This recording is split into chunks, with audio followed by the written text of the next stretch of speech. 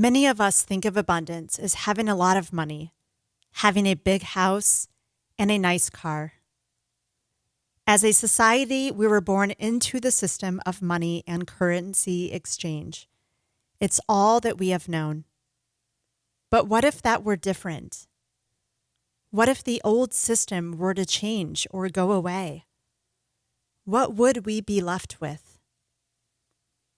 Perhaps true abundance is our health and ability to grow our own food, collect our own water, be one with the earth, and feel love, joy, and ease in a simpler way of living. Everything we need and have been searching for is already here. Look inside yourself, look to the cosmos, and look to Mother Earth. There is great wisdom there, one that will always sustain you.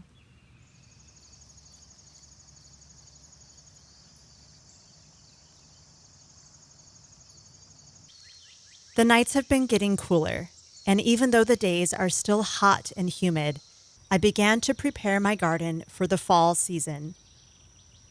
The last week prior to the full moon, the moon was in its light phase, which was a great time for me to start planting more above grounders, such as kale, spinach, Swiss chard, and herbs.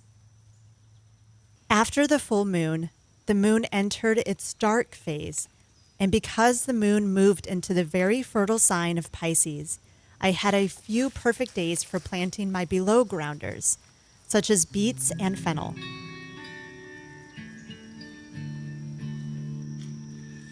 When the songbirds sing, it is time to go water the garden. For my grandma said it is good for the soul. And on wings of prayer, Lord, I ask for your pardon. There are many ways I need to be made whole.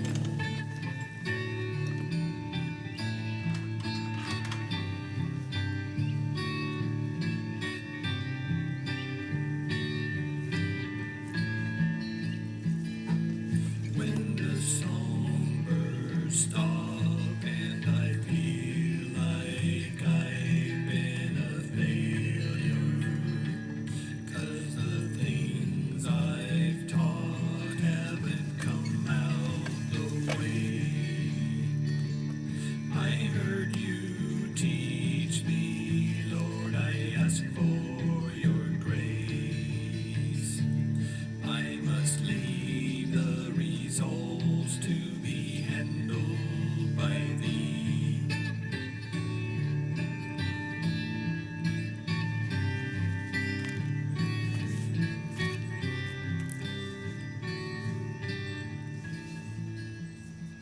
Since my last video, I found a quick and easy solution to water my garden without having to make multiple trips back and forth to the rainwater tanks using watering cans. I purchased a small water pump that I attached to my rainwater tank and a couple lines of hose. This small pump gives me a nice boost of water pressure, enough to water my entire garden, while still being gentle enough on the plants.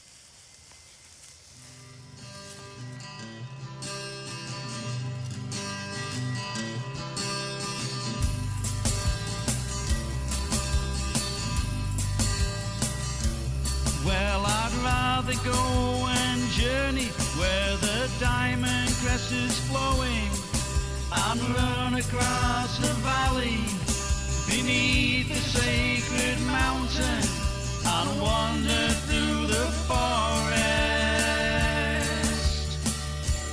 where the trees have leaves of prisms that break the light in colors that no one knows the names of.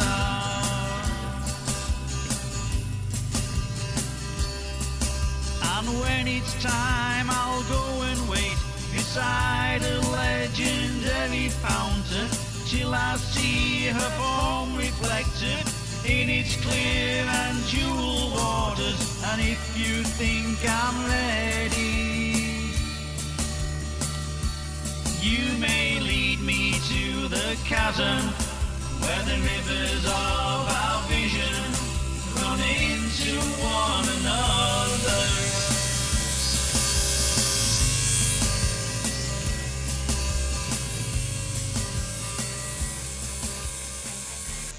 One of the goals I have for this garden is to be able to grow food year-round. Being in the Midwest, our winters can be quite harsh, with lots of freezing temperatures and heavy snow. So I purchased a polytunnel by Bootstrap Farmer so that I can grow some cold, hardy greens throughout the winter and get a head start on my spring planting.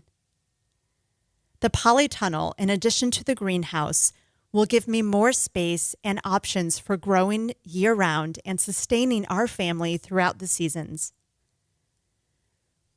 Another way I have been preparing for the cooler months ahead is by harvesting and preserving my crop.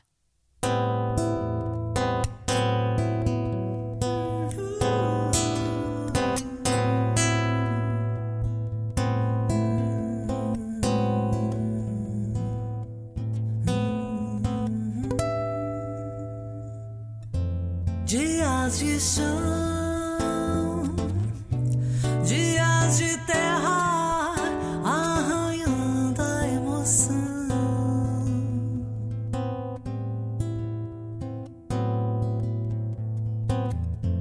Passos em vão,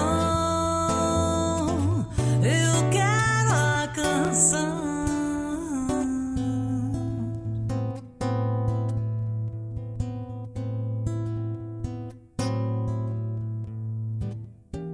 Que me desperte da tal ilusão. Meu coração aqui do sul mandou dizer que faz frio. No meu som nada restou.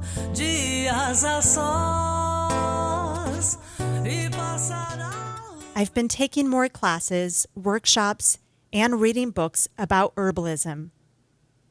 There is a number of diverse plant species on our planet, and so much to learn.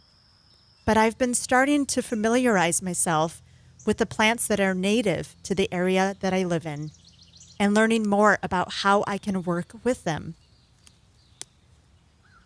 I have been intrigued by herbalism and using plants as medicine for a long time.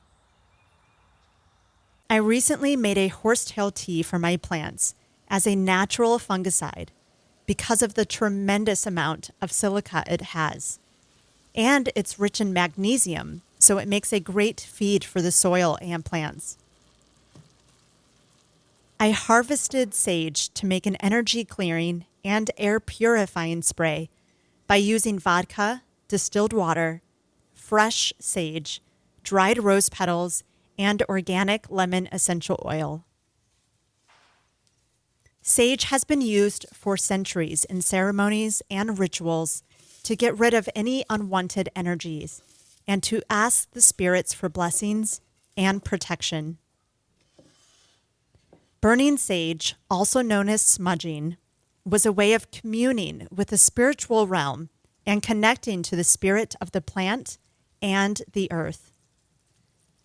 Some people can be very sensitive to the smoke, so creating a ritual spray can be a great alternative. Another beautiful thing happened on our homestead this past week. Our chickens started to lay eggs. Gertie was the first to start laying, and Demi shortly followed her. Look, it's the first whole egg. Success! Woohoo! This is the Green Queen's egg. Gertie. She was the layer. And you can see it's like a nice pastel green color, very much like an Easter egg.